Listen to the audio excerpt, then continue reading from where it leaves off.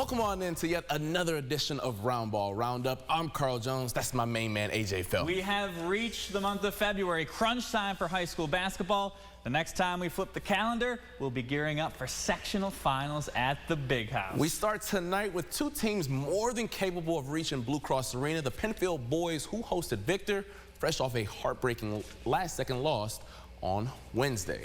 The little Patriots showed up tonight, and AJ, my left ear is still ringing from how loud they were in this one. We go right to the good stuff. Tie game with 4 minutes to play.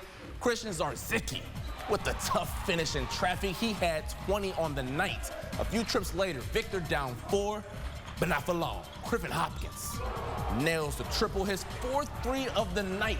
Then 30 seconds later, Hopkins in transition, showing off his touch. Victor takes a 1-point lead. Then a minute and a half remaining in the game. Tied at 68, Trevor Holford high off the glass. Penfield goes up 2. Then just 10 seconds later, off the inbound, Nick Leonard catches the defense sleeping and takes advantage. We're all tied up. Then 8 seconds to play. Griffin Hopkins got fouled, nailed both free throws to get Victor the lead, and that was all she wrote. Hopkins had a game-high 33. Victor, they got the dub, 72-70. The 15-1 Victor girls also in action on the road at rival Canandaigua.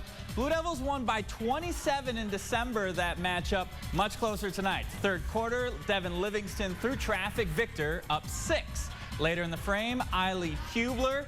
Beyond the arc, Grey Wolves trailed by 8 entering the 4th. We go to the final quarter. They go to their stud, Kylie Chapman, the hoop, the harm, 3-point play. We've got a 5-point ball game. But with 5 minutes to play, Rylan Fehrenbach took over, driving through 2 defenders, muscling in for the bucket. Then later, lead is 5, Fehrenbach. Too tough. She had a game-high 18. Victor gets the win, 45-40. Bishop Kearney inviting Williamsville South to town. Folks, y'all didn't know Asia Wilson, she's good. She dropped 33 points on Wednesday, but apparently Will South didn't get the memo. Y'all should guard her from out there. Wilson's good, but so is her backcourt mate Clarissa Good. Just making it look easy as she skips through the lane for the deuce. And you can't forget about Allie Hall down low. She's a problem on the block, too. The Kearney girls are box office yet again this year. They got the dub, 62-53. Victor and Kearney could be a AA championship game. We will go down to Class A. Palmac, 13-1, ranked 6th in the state, taking on Mercy, and the Red Raiders started on fire. That's Taryn Goodness knocking down the triple, and we stick with the play because she's leading the press, gets the steal, jumps all over that, 5 points just like that. Later in the quarter, after another steal by Goodness, gets it up to Julia Bellinger for the bucket. Then later, it's Mariana Hodgins capping off a 16-0 run with the J. Palmac holds Mercy scoreless until the final minute of the first. They go on to get the win, 57-44. The East boys on the road at McQuaid. My kicks of the night go to Markel Kingston Johnson. My man, I've been looking for those for quite a while. I'm really, really jealous. You found them. There we go. East up big in the 3rd. Micah Johnson, hand in his face. It did not matter. But you know McQuaid's a prideful bunch, so you know they're going to fight back. Henry Fox, the silky smooth J. I'm so jealous yet again. The lefties, man, I'm just angry about that. We go to the 4th.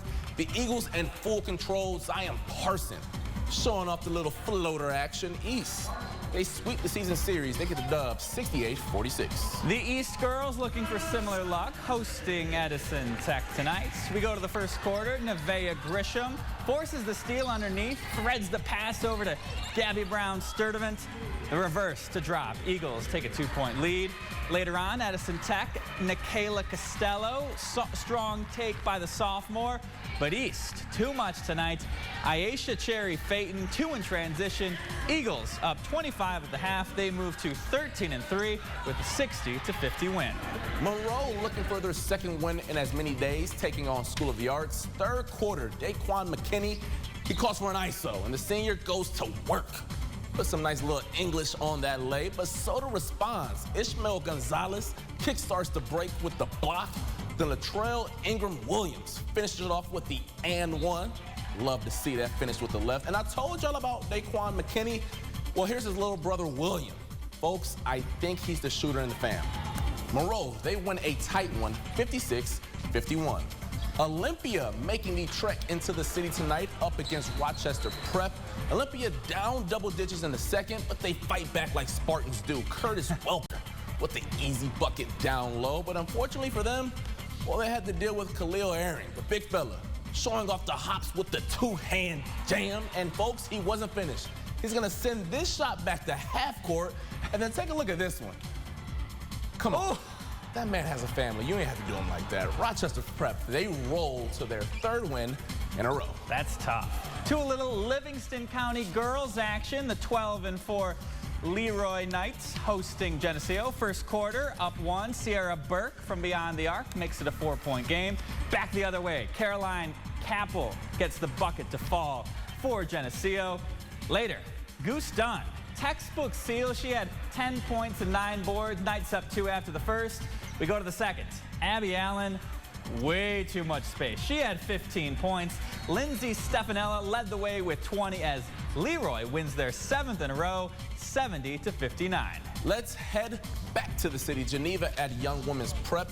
Geneva gonna move it around a bit early in the first. Megan Forbes, Trey Ball, corner pocket. The Panthers started the game on a 12-2 run, but the Lady Griffins, they clap back. Amari Carruthers drills a corner tray ball of her own. Then later in the half, Allie Good with a good pass up to Forbes. Yeah, she's not gonna miss from that close. Geneva, they hold on for the dub, 43-38. Coming up after the break, Stephon Diggs breaks his silence after the Bills' playoff loss, what he had to say about his future in Buffalo. And the Amerks try and close the first half of the schedule out strong. But first, here's some more Section 5 scores.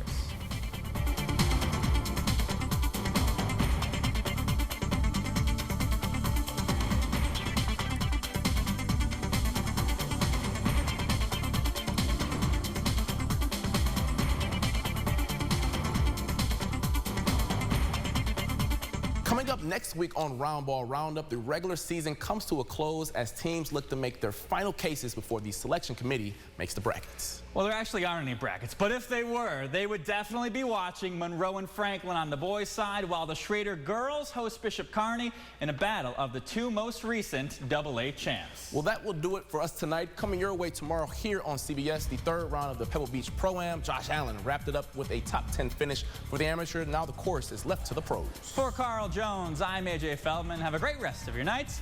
We will see you next week.